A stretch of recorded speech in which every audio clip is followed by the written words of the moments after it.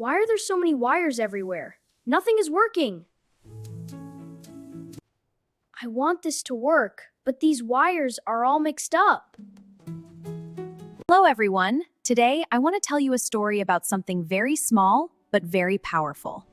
It's a story about a green board that changed the world of electronics forever. Let's go back to where it all began. Now, what if there was a smarter way? What if all those wires could be organized neatly on one board? That idea gave birth to something called a printed circuit board, or PCB.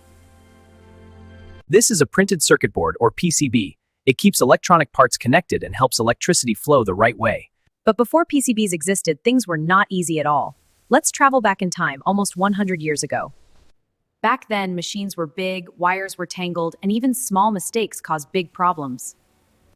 These tangled wires again. It's always shorting out. This is impossible. This is a complete mess. Is it the wires again? Check the connections. Ugh, hopeless. In the middle of all this confusion, one man started thinking differently. His name was Paul Eisler. He believed there must be a better way to connect electronic parts. One quiet night, an idea changed everything.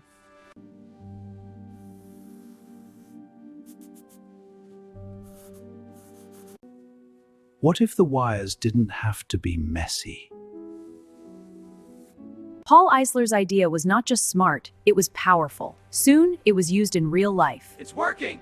During World War II, communication was very important. Radios had to work perfectly. The signal is clear. It's holding strong. Base, this is Echo. Radio check.